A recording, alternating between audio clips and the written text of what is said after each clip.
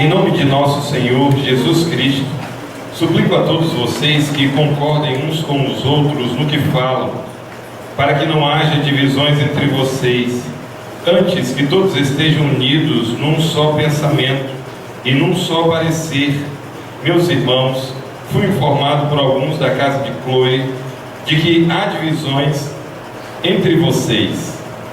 Com isso quero dizer que alguns de vocês afirmam: eu sou de Paulo, ou eu sou de Apolo, ou eu sou de Pedro, ou ainda, eu sou de Cristo.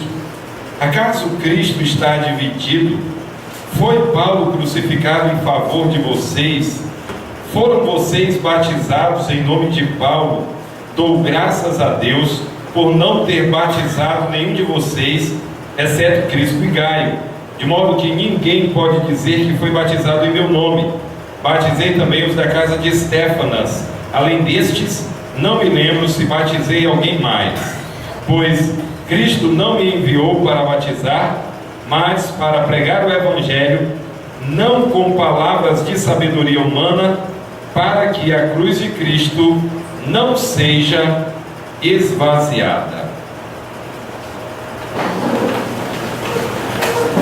Às vezes, quando nós estamos evangelizando, uma das acusações que nós ouvimos é que existem muitas denominações, e nós ouvimos dos descrentes algo desse tipo: mas nós não sabemos quem que está com a verdade, nós não sabemos se é denominação A, se é denominação B, se é denominação C, se é essa igreja, se é aquela igreja, e eles falam isso de algum modo para dizer que o meio cristão, o meio evangélico, de maneira mais específica, é um meio dividido, é um meio fragmentado.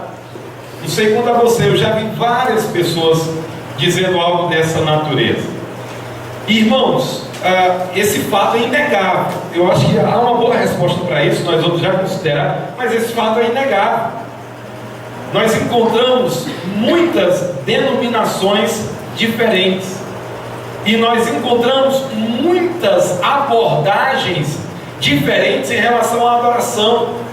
Aqueles que gritam, aqueles que pulam, aqueles que rolam pelo chão, aqueles que fazem coisas que nós achamos bem estranhas, aqueles que são muito calados, aqueles que são extremamente formais, aqueles que são muito informais, e talvez os intermediários.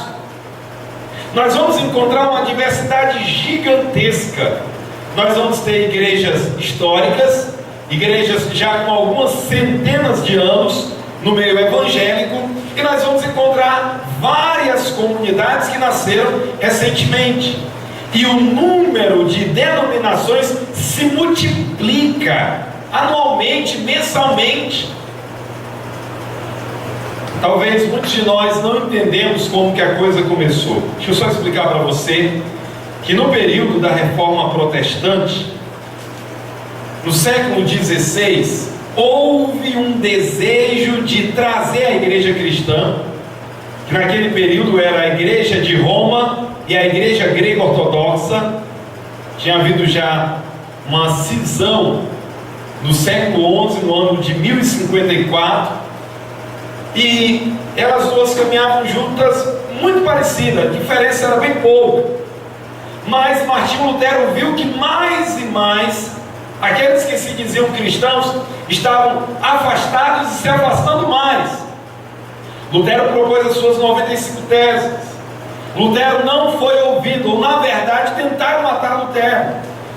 E aí Lutero reage saindo, e enquanto ele sai, tantos e tantos outros já não aguentavam mais a opressão de Roma, a venda de indulgências e coisas dessa natureza. Então a reforma começava em vários locais diferentes da Europa.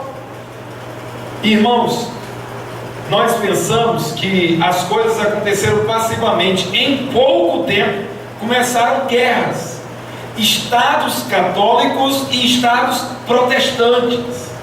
Esses estados tinham príncipes, tinham a sua realeza aliada ao catolicismo da época e aliada ao protestantismo. E eles fizeram guerra porque a tentativa era de trazer todos de volta para o círculo católico romano. Em 1648, eles entenderam que não adiantava fazer guerra, porque eles iam se matar uns aos outros e não conseguiriam. A partir de 1648, eles entenderam que deveriam respeitar, assinaram um tratado de paz, deveriam respeitar e aceitaram outras denominações. O catolicismo sempre alardeou que era a única igreja que todos deveriam voltar. Na verdade, é só mais um dos desvios de Roma. Mas o fato é, irmãos, que especialmente entrando no século XX, o início do pentecostalismo trouxe muitas e muitas denominações. Até o final do século XIX, haviam denominações, mas eram poucas. Iniciou o século XX, começaram as denominações pentecostais tradicionais, e aí pouco a pouco foi iniciando uma multiplicação, e hoje existem muitas e muitas e muitas denominações. Hoje à noite eu não quero falar sobre denominações, eu queria trazer essa introdução para que nós entendamos como que as coisas chegaram até onde chegaram. Alguns têm dito que as muitas denominações, elas são uma vergonha para o cristianismo. Essa é a interpretação de muitos, mas outros entendem que não, que apesar de muitas denominações, há uma certa unidade entre aqueles que são povo de Deus e que deve haver melhores expressões dessa unidade. Mas, irmãos, um fato que não se pode negar: existem muitas e muitas divisões completamente impróprias. Nós não encontramos nas Escrituras a ideia de que deve haver uma única instituição. Nós nem entendemos que deva haver uma instituição. A igreja como instituição, ela existe já faz muito tempo, mas em nenhum lugar a Escritura diz que deve haver uma única.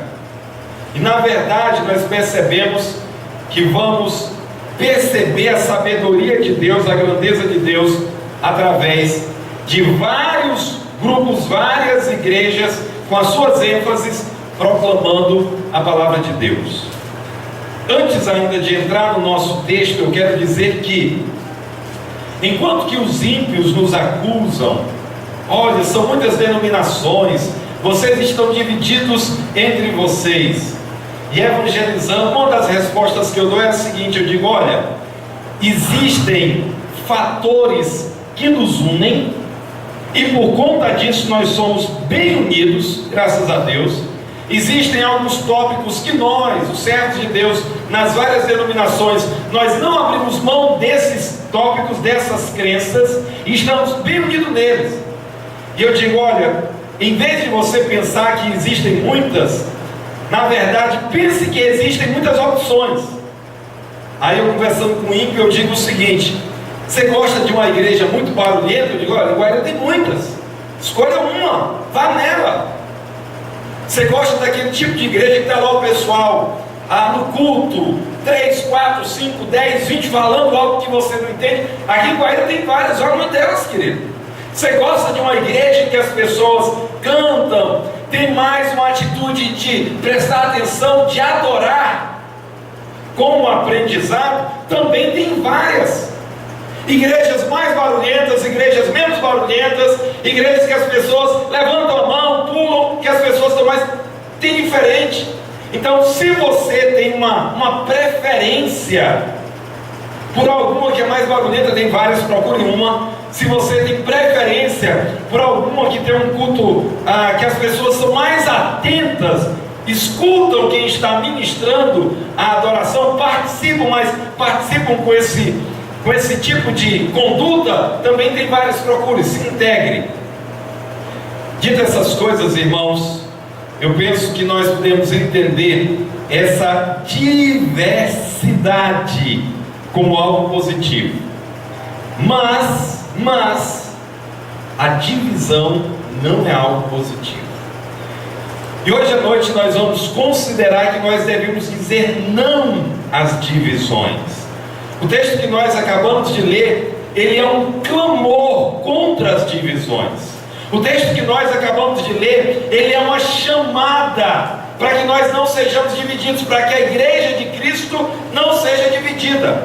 Agora, como que eu e você podemos dizer não às divisões? Em primeiro lugar, clamando por unidade dentro do povo. Nós dizemos não às divisões, nós lutamos contra as divisões quando nós clamamos por unidade dentro do corpo. Olha como é que o verso 10 da nossa passagem se inicia. O texto nos diz: irmãos, em nome de nosso Senhor Jesus Cristo, suplico a todos vocês que concordem uns com os outros no que falam,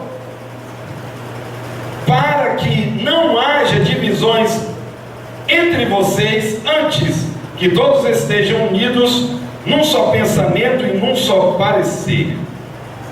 Irmãos, em nome de nosso Senhor Jesus Cristo, suplico. Paulo, irmãos, ele inicia esse verso 10 com uma súplica. Essa súplica, ela une duas coisas. Ela une uma palavra de urgência e, ao mesmo tempo, Paulo fala de uma maneira carinhosa. Quando ele diz suplico, na versão Almeida e atualizada, diz: rogo-vos, eu rogo a vocês que vocês façam assim. Paulo está dizendo: olha, prestem muito bem atenção, façam do modo como eu estou falando. Mas Paulo chama eles de irmãos. Paulo reconhece que eles são de Cristo. Paulo reconhece que eles também andam com o Senhor. E Paulo diz: irmãos, eu suplico em nome do Senhor Jesus. A súplica de Paulo, ela está revestida de sublimidade. Ela está revestida, ela é um apelo, essa súplica é um apelo para que eles se voltem para o Senhor. E ele faz isso com urgência, mas ele também faz isso com carinho. Ele faz isso de maneira direta, mas ele faz isso também chamando a atenção deles para algo que é importante. Irmãos, nós vamos encontrar não apenas aqui, mas nós vamos encontrar em várias partes do Novo Testamento uma súplica, um clamor para que o povo de Deus seja unido. Em nome do Senhor Jesus Cristo, suplico a todos vocês que concordem uns com os outros. Paulo suplica, ele suplica a todos vocês. Logo nós vamos ver que a igreja de Corinto estava uma igreja dividida, fragmentada, ela estava uma igreja despedaçada internamente. E Paulo está falando a todos eles. Se haviam vários partidos, Paulo está dizendo: olha, todos vocês estejam atentos e prestem atenção nisso, concordem uns com os outros. Essa expressão de Paulo, concordem uns com os outros, ela é bem comum. Ele usa essa ideia de concordar uns com os outros em Filipenses, pensando a mesma coisa, tendo o mesmo parecer. Ele fala em Filipenses, na sua carta aos Efésios, ele fala ainda de maneira mais abrangente. O clamor é que eles concordem. Irmãos, nós mesmos salvos, é tão fácil nós discordarmos. A nossa natureza pecaminosa tem muita facilidade para encontrar motivos de discordância, para encontrar motivos de nós não abraçarmos mais, de não darmos mais as mãos e prosseguirmos. Paulo diz: concordem uns com os outros no que falam, para que não haja divisões entre vocês. O falar é a expressão daquilo que nós pensamos, o falar é a expressão daquilo que nós sentimos. Então Paulo está dizendo: falem a mesma coisa, falem do mesmo modo, sigam para o mesmo alvo. Ele diz: para que vocês concordem no que falam, para que não hajam divisões entre vocês, para que não haja cisma, não haja ruptura entre vocês.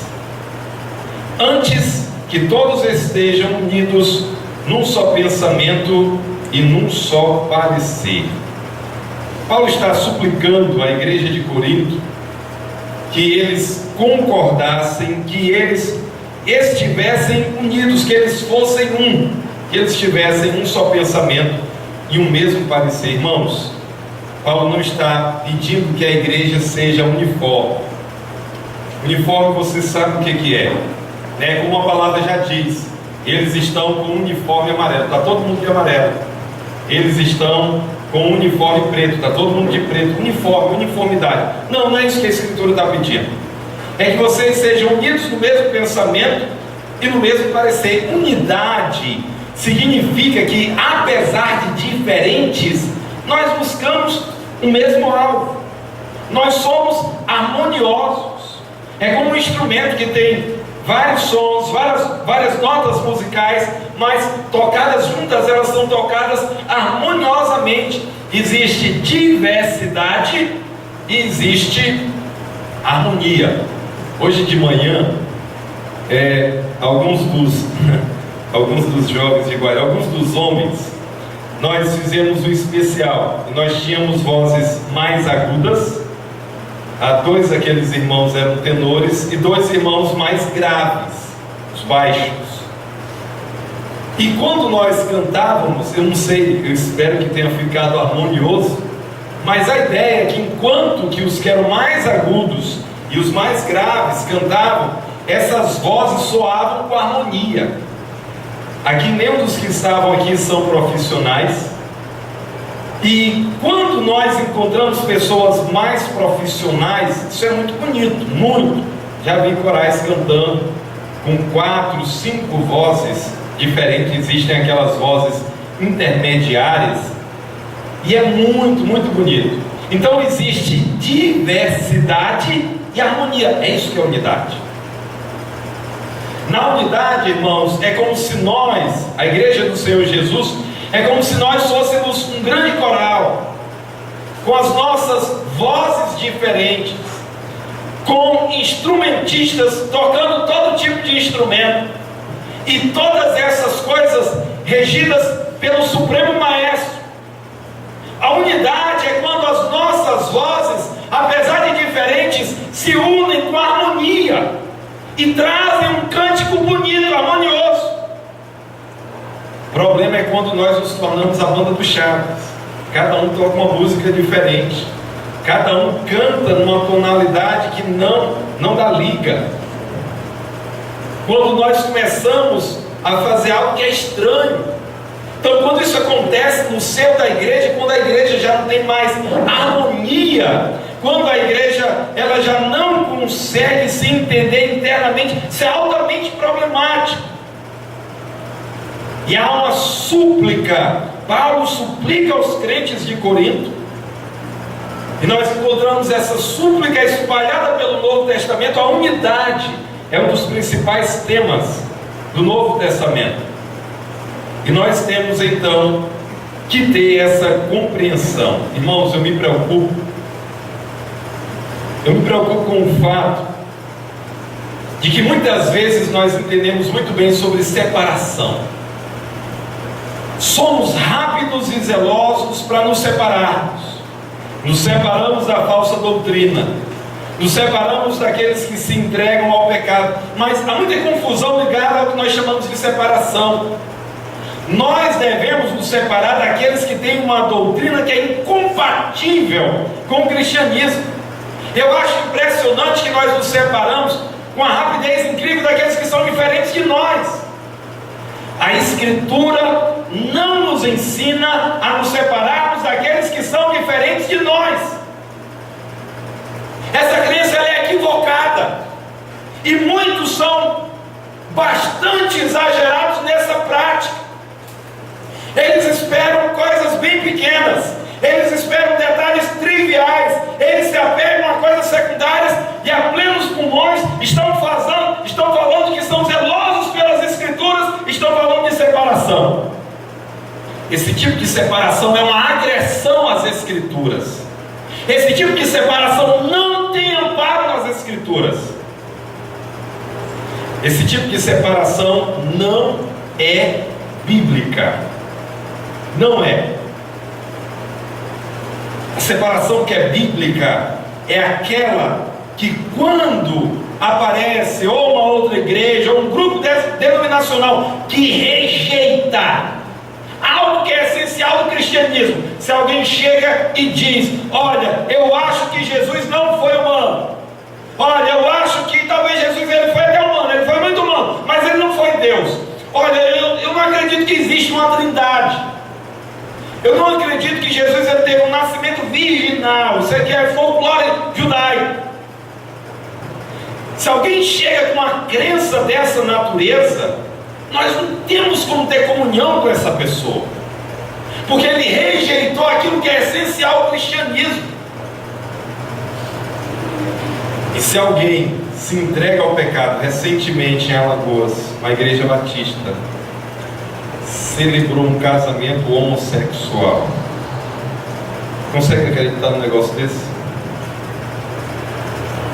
E eles estão proclamando que nós somos uma igreja que ama, nós somos uma igreja que sabe entender a diversidade. É impossível ter comunhão com uns ímpios desses. Eles abandonaram o cristianismo na prática, não há como ter realmente comunhão. Agora, irmãos, dados esses dois pontos, a falsa doutrina, aquilo que é uma negação do cristianismo, também o fato de igrejas, grupos se entregarem ao pecado, nós não temos como ter comunhão com tais igrejas, com tais grupos. Mas dados esses aspectos, esses exemplos, nos demais, os diferentes, nós devemos aprender a ter comunhão com aqueles que são diferentes de nós. Isso é parte da maturidade do cristianismo. Na verdade, irmãos, isso já acontece dentro de uma igreja local. Aqui dentro nós somos bem diferentes. Nós temos uma escolaridade diferente. Nós temos preferências diferentes. Nós temos temperamentos diferentes. Nós temos um punhado de coisas que são diferentes entre nós. E nós, com todas as nossas diferenças, Deus tem nos dado a graça de ter unidade. Por que não unidade com outros grupos? Grupos que têm os seus aspectos particulares. Entendemos que esses irmãos têm as suas crenças, o seu modo de ser, mas é o jeito deles. Não classifica eles como não cristãos. Não, são cristãos daquele modo. Tem uns que são muito mais barulhentos do que nós no culto. É o jeito deles adorar. Qual que é o pecado disso? Esses grupos mais e mais têm entendido que o culto é mais proveitoso, agrada mais a Deus quando os crentes escutam e aprendem. Isso transforma a vida deles no dia a dia. Mais e mais tem entendido isso. Agora também mais e mais as igrejas que são caladas demais têm entendido que um culto em que nós não participamos, não louvamos, não expressamos as emoções, tende a se transformar em um culto morto. Um culto que mais parece uma procissão fúnebre. Irmãos, eu já preguei em igrejas que eu acho que eu já tive em velórios, que o velório estava mais alegre do que naquele culto que eu estava pregando. Não estou exagerando. Eu disse: meu Deus do céu, que igreja morta. Morta. A igreja não louvava, a igreja não tinha atenção com a palavra. Eu entrei num culto que eu sinceramente, eu já fui a cultos fúnebres, que eu acho que tinha um pouco mais de entusiasmo do que naqueles irmãos nos quais eu estive. Nós precisamos, queridos, dessa compreensão de unidade na diversidade. Agora precisamos, Paulo está fazendo esse clamor por unidade, nós precisamos identificar as fontes de divisões, para que nós venhamos dizer não às divisões. Paulo faz isso. Olha os versos 11 e 12. O texto nos diz: meus irmãos, fui informado por alguns da casa de Cloe de que há divisões entre vocês. Paulo está dizendo: olha, eu estou informado, eu recebi informações de que há divisões entre vocês. Com isso eu quero dizer que algum de vocês afirma eu sou de Paulo, ou eu sou de Apolo, ou eu sou de Pedro, ou ainda, eu sou de Cristo. Algumas coisas que são bem interessantes nesse texto. Em primeiro lugar, meus irmãos, veja, essa é uma das cartas em que Paulo ele é mais duro com uma igreja. Não é que ele é mais, mas é uma das que ele é duro, bem duro. Paulo não deixa de reconhecer que eles são seus irmãos. Meus irmãos, fui informado por alguns da casa de Cloe. Paulo dá nome. Olha, eu estou dizendo o que eu estou dizendo baseado naquilo que eu ouvi de alguns da casa de Cloe. Eu acho interessante, irmãos, que às vezes as pessoas querem tratar problemas e elas não querem se identificar. Isso hoje acontece muito menos, porque realmente eu corto e exorto. Algumas pessoas, olha pastor, fulano de tal, não sei o que, mas quando o senhor for falar com a pessoa, o senhor não disse que eu falei não. Então para que você veio aqui? Para que você está me procurando? Quer dizer que você está sabendo de algo, de um irmão, de uma irmã, que é incompatível com a vida cristã, e você quer que eu vá falar com a pessoa, e você não, mas não coloca meu nome, então não venha me falar, meu querido. Ora, então o que é que você está vindo para mim? Você está querendo fofocar? Porque você está querendo que eu corrija, mas você não quer entrar no meio. Não, pastor, você sabe, é difícil. Não, Paulo está dizendo, olha, o que eu vou falar sobre vocês foi os da casa de Cloe que me disseram. Então esse negócio, olha, alguém me falou que você foi em lugar tal, eu não estou sabendo. Para com isso. Deixa eu dizer que isso na prática, isso mais aumenta o problema do que resolve. Mais aumenta. Na grande verdade, se um dos nossos irmãos falhar, meu querido, entenda uma coisa: nenhum de nós é perfeito. Se um irmão falhar, chega para ele, chega com amor. Meu querido, como é que pode? Se é servo de Deus, foi na festa do piano. Festa do piano só misericórdia. Idolatria, mundanismo do pior tipo. De repente, você sabe de um rapaz, de uma moça, servo de Deus, mas na escola, meu amigo, só falta derrubar o muro da escola. Agarrado com a moça, agarrado com o rapaz. Comportamento completamente impróprio para um moço cristão, uma moça cristã. Pastor, eu vi lá na escola, mas não vou falar nada. Pelo amor de Deus, vá até o seu irmão, converse com ele. Meu querido, olha, crente não fica assim. Crente não se porta assim. Conversa com ele, ganha teu irmão, é o que o texto diz. Se é algo mais leve, essa conversa fica entre vocês. Se é algo mais sério, aí realmente o nome de Cristo está sendo blasfemado.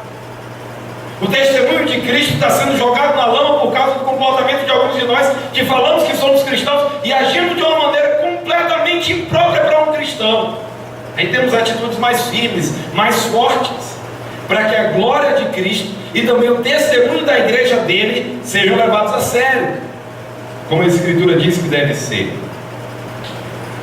E aí, meus queridos, consertar o problema dizendo: olha, meu irmão, fulano de tal viu você na escola, fulano de tal foi assim, foi fulano de tal que me contou. Ah, pastor, não foi desse jeito. Depois pronto, saiu você e o fulano, que ele me falou que foi, ela me falou que foi. Eu imagino que esse pessoal da casa de Cloe era um pessoal que não andava conversando bobagem. Paulo não daria crédito se eles fossem pessoas que viviam com conversa. Tem crente que não pode ver uma cadeira torta que ele acha que a igreja está errada. E tudo na cabeça dele ele encontra um motivo para erro. Se bem que hoje as coisas têm mudado muito. Hoje a gente vive em dias da permissividade. Tudo pode, tudo está certo. Vamos amar o nosso irmão, vamos abraçar o nosso querido. E tudo pode. Nós vivemos nos dias da completa permissividade.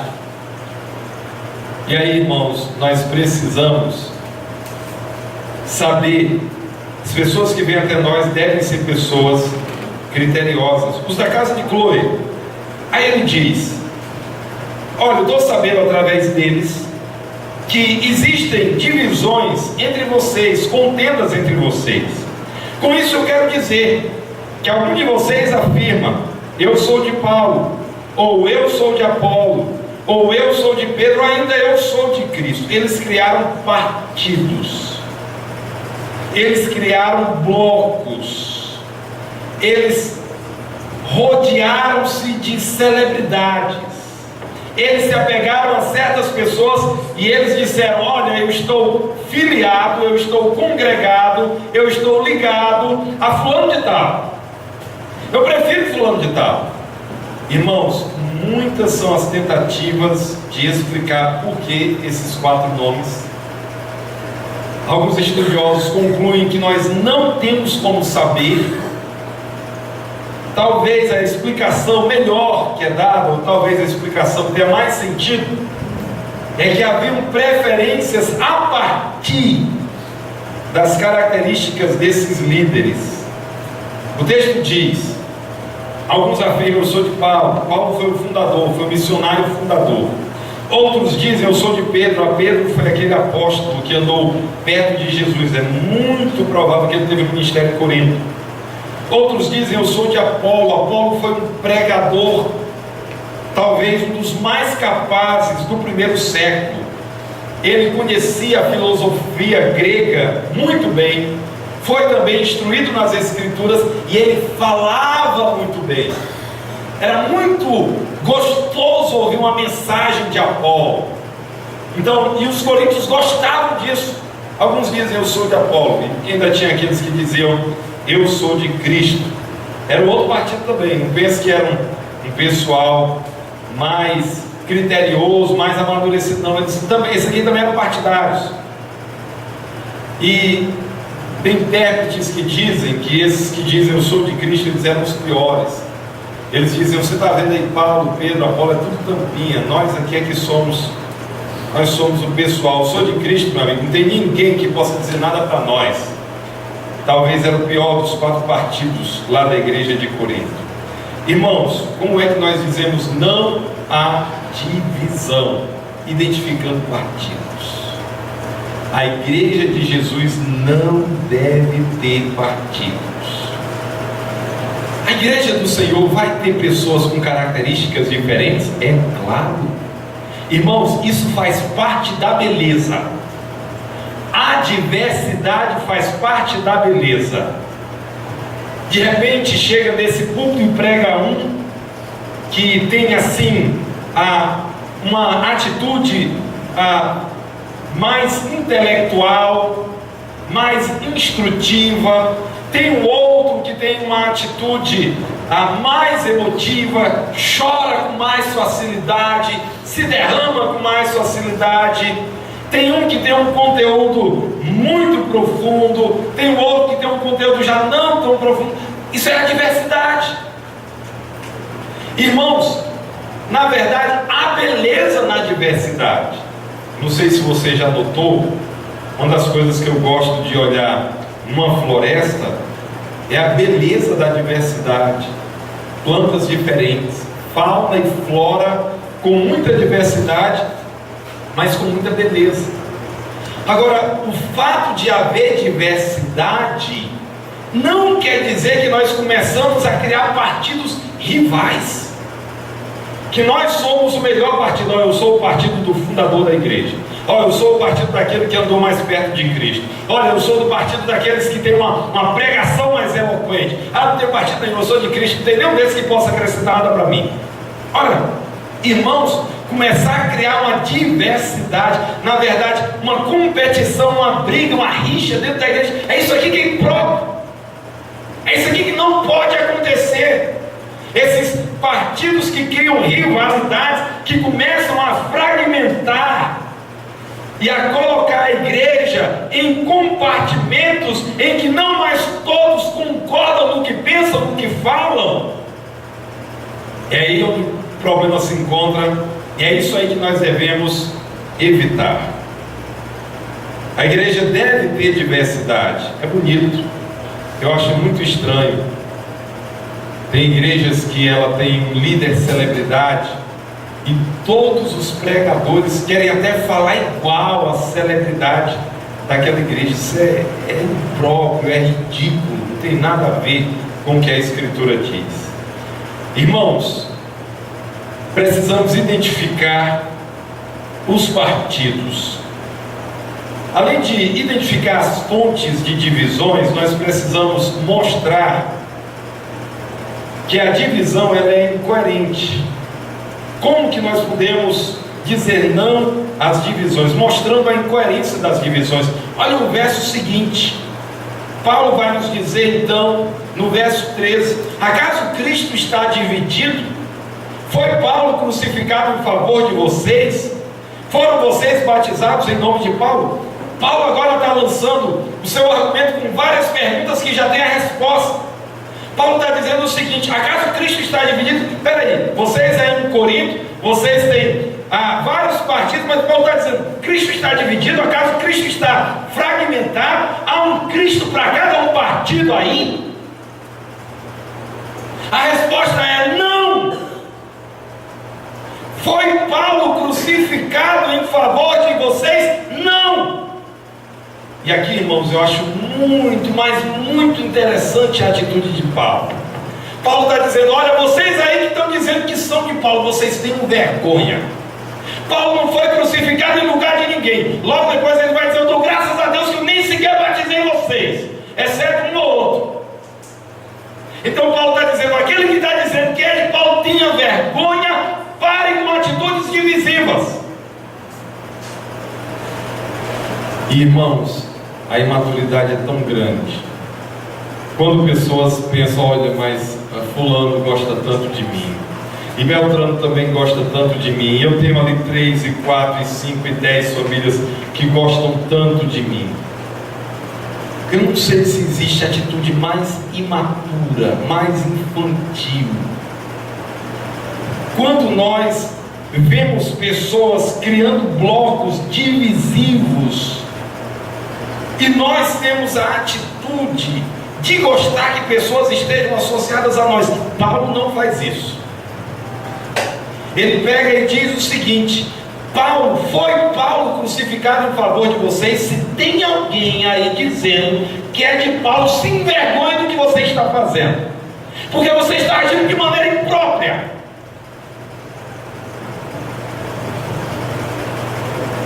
A terceira pergunta que ele faz: foram vocês batizados em nome de Paulo?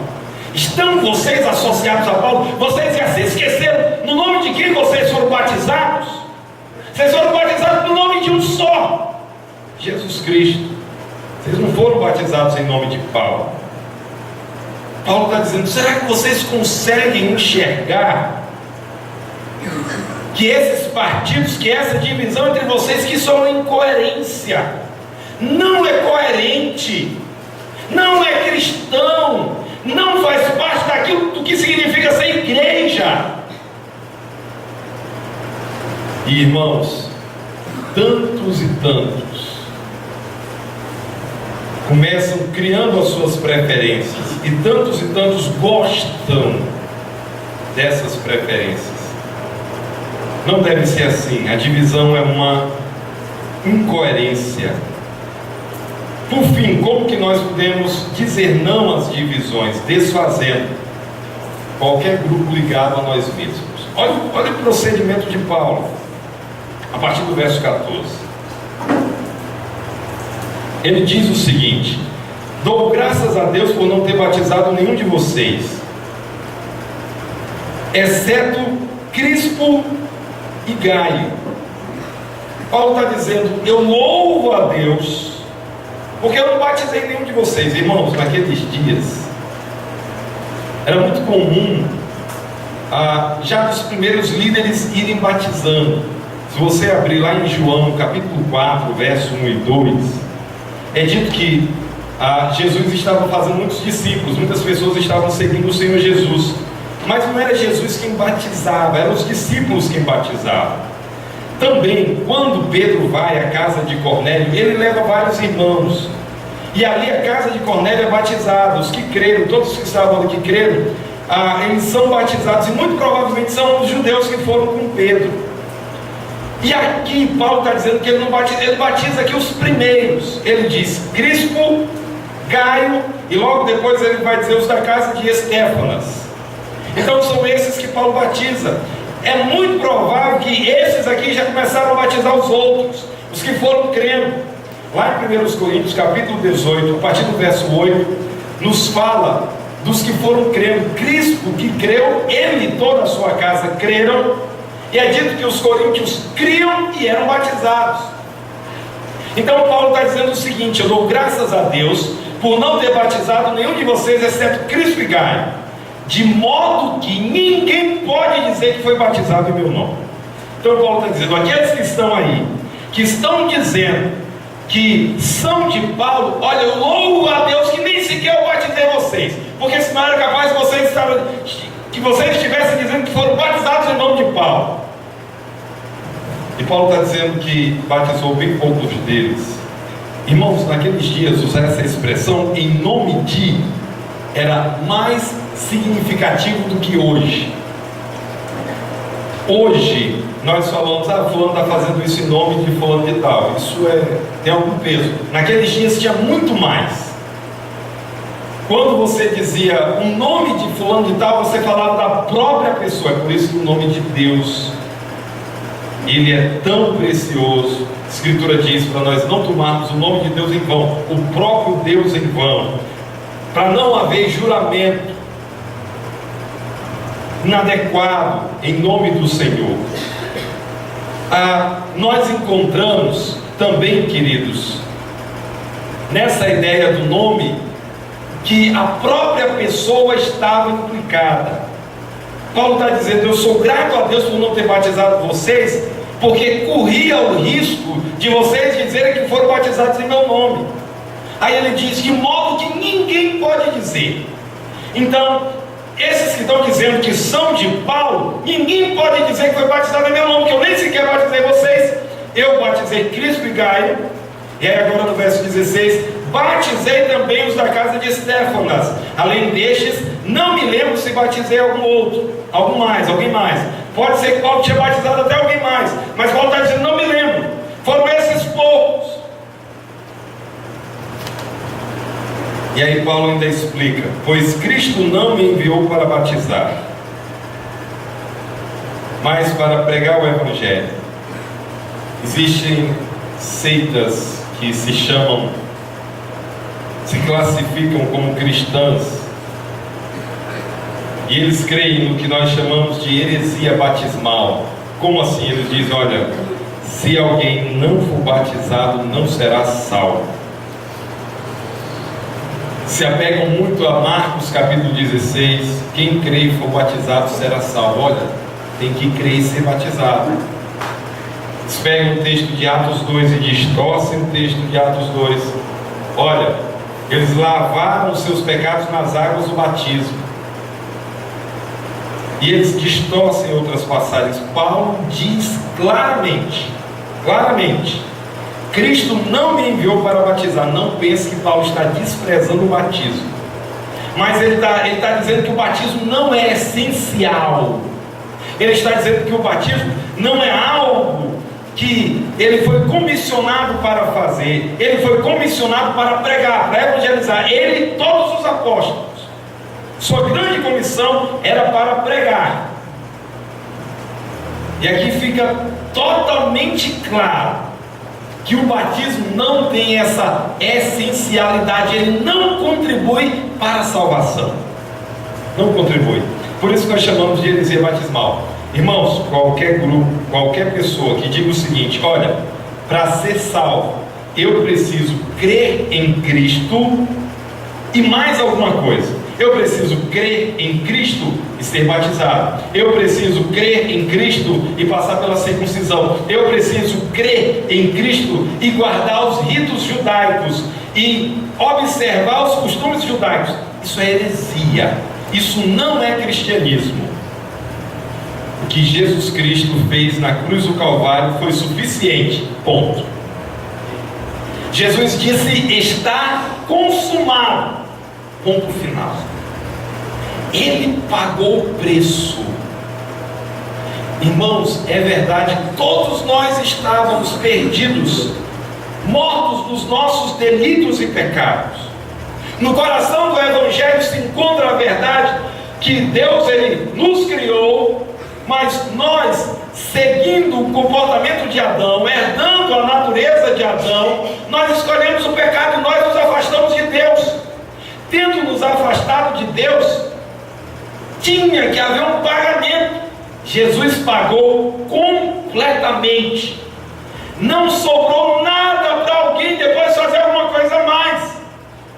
Não é circuncisão que complementa, não é batismo que complementa, não é rito judaico que complementa, não é alguma denominação, qualquer grupo específico que complementa. O que Cristo fez é perfeito, é completo, é final. É isso que é o Evangelho. E essa é uma das passagens que deixa isso claro. Pois Cristo não me enviou para batizar, mas para pregar o Evangelho, não com palavras de sabedoria humana. Paulo diz, não segundo isso que o pessoal aí de Corinto estava esperando, querendo. Não com palavras de sabedoria humana, mas, para que a cruz de Cristo não seja esvaziada. Paulo vai desenvolver bastante esse tópico da sabedoria humana, que era muito apreciada pelos coríntios. Os coríntios entenderam mal muita coisa e Paulo vai tentar esclarecê-los. Ele diz, não com sabedoria humana, ele vai falar de uma sabedoria que é passada entre aqueles que são amadurecidos, mas ele estava bem pouco interessado no que ele chama de sabedoria humana, o conhecimento humano, a pompa do conhecimento humano. Paulo está dizendo, eu nem fui entre vocês como um pregador muito destacado, vai dizer isso mais na frente, não fui levando sabedoria humana, porque eu não queria que a cruz de Cristo fosse esvaziada. Ele disse, eu queria que a cruz de Cristo fosse enfatizada entre vocês, o poder está naquilo que foi feito na cruz. Irmãos, Paulo trata de desfazer qualquer grupo ligado a ele. Se eu e você vamos dizer não à divisão, às divisões, a partir do momento que nós soubermos de qualquer grupo de pessoas formando um grupo ligado a nós mesmos, a minha pessoa, as minhas ideias, aos meus conceitos, aquilo que eu acho mais interessante, uma das primeiras coisas que nós precisamos fazer é dissolver esse grupo, é dizer que essas pessoas estão erradas. Paulo é duro com eles. Paulo diz, acaso Paulo foi crucificado no lugar de vocês? Aliás, acaso Paulo foi crucificado em favor de vocês? Algum de vocês foi batizado em nome de Paulo? Não. Então não tem sentido ter um grupo que se diz aqueles que são de Paulo. Não tem sentido. Ele desfaz o grupo. O problema dos nossos dias, irmãos, é que existem muitos líderes nos nossos dias infantis. Eles gostam de pessoas ligadas ao seu próprio nome. Eles se sentem lisonjeados. É uma massagem no seu ego. E são assim que infelizmente surgem denominações novas, grupos novos, igrejas novas. O líder fulano de tal já não se dá bem com o pastor, com os pastores, com a liderança espiritual da igreja. Daqui a pouco ele sai, leva com ele não sei quantos, e aí vai e começa uma igreja na outra esquina, e depois o cara vai e começa na outra esquina, e o outro na outra esquina. Essa é a maneira mais triste. Agora talvez alguém possa perguntar, mas pastor, qual que é a maneira indicada? Deixa eu contar para você que a minha mãe, ela lá em Fortaleza, ela congrega numa Assembleia de Deus e ela tem 12 mil membros. E o pastor dessa igreja, ele era pastor da Assembleia de Deus no interior do Ceará. E ele teve um problema, a esposa dele o traiu, se divorciou, e ele passou por um tempo de cura. E ele mudou-se para Fortaleza. E lá em Fortaleza ele casou uma segunda vez. Nós entendemos que as escrituras assim o permitem. Há uma questão muito grande se pastores podem, mas é uma questão para ser estudada. E o fato é que ele estava congregando e ele chegou para a liderança daquela igreja e disse: olha, irmãos, eu tenho entendido que Deus tem me chamado para o ministério, para me iniciar o ministério. Deus tem falado comigo desse modo, mas ele disse: eu não irei se vocês não me abençoarem. Eu só seguirei nesse propósito se vocês me abençoarem. Toda a liderança daquela igreja abençoou aquele pastor que passou por um tempo de cura, passou por um tempo de restauração e que iniciou o ministério. Tem sido um ministério. Eu acho que ninguém em sã consciência poderia dizer que a mão de Deus não tem abençoado gigantescamente aquele trabalho. Existe como fazer, existe como começar um novo grupo de forma decente bíblica? Existe. Esse modo que eu acabei de falar para os irmãos. Outros modos, às vezes nós temos iniciado um novo trabalho, estamos apoiando o início de um novo trabalho, desejamos apoiar o início de novos trabalhos. É assim que a coisa é bíblica. É assim que deve acontecer a multiplicação, com concordância, com a bênção de uma igreja. É assim que a coisa começou em Antioquia. Uma igreja que pregava, que enviava missionários, que começava trabalhos em outros locais, que acompanhava, que tinha relação, que tinha relatório, que havia comunhão, que tinha um tempo de oração, que acompanhava. Era desse modo. Infelizmente, muita coisa é feita de forma muito contrária hoje. Que nós possamos sempre ter uma atitude de repudiar a divisão. Devemos, com muita força, dizer não às divisões. Por quê? Como, aliás? Em primeiro lugar, atendendo ao clamor de unidade das Escrituras. Em segundo lugar, identificando as fontes de divisões. Em terceiro lugar, mostrando a incoerência das divisões. Em quarto lugar, desfazendo qualquer grupo ligado a nós mesmos. As divisões vão ser um prato cheio para que os ímpios escarneçam da igreja do Senhor Jesus. E nós deveríamos, irmãos, com muita força, sermos unidos para que esse testemunho de unidade fale aos ímpios e traga aos ímpios aos pés da cruz. Que Deus nos dê essa bênção. Que Deus nos conceda a graça de termos atitudes que cooperam para a unidade e de termos atitudes que desfazem qualquer início de divisões. Que o nosso Deus assim o faça, que Ele seja glorificado. Nosso Deus, mais uma vez queremos te render graças pela Tua palavra.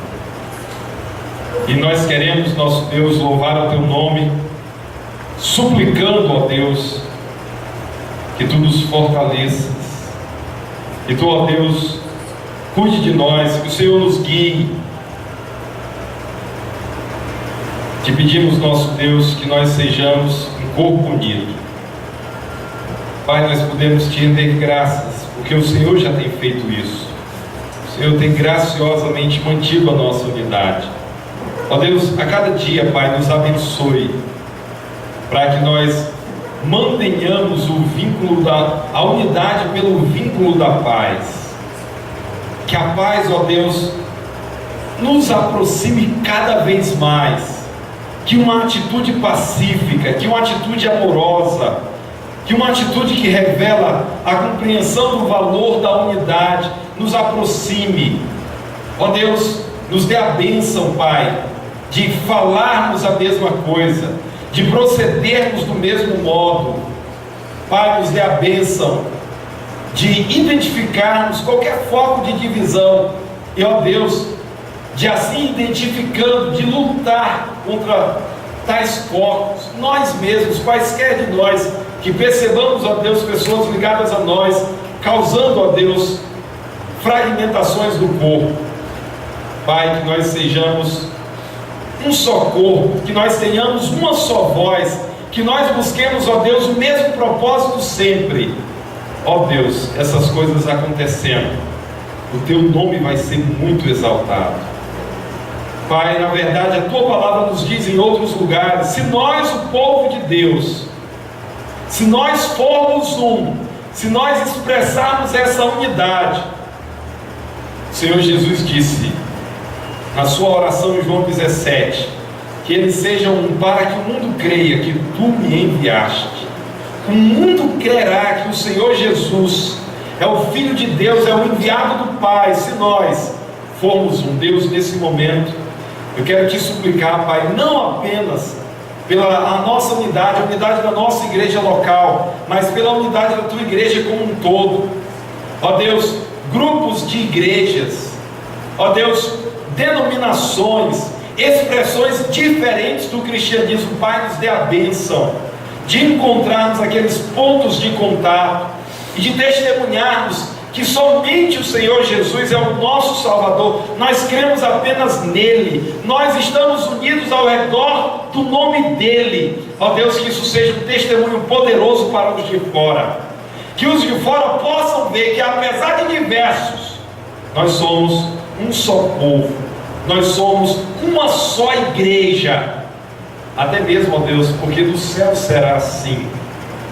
E nós queremos louvar o Teu nome e te pedir que o Senhor nos dê a bênção de nós expressarmos essa unidade, de modo que o Teu nome seja exaltado.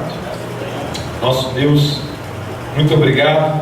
Suplicamos essas coisas no nome de Cristo, a quem nós amamos. Amém.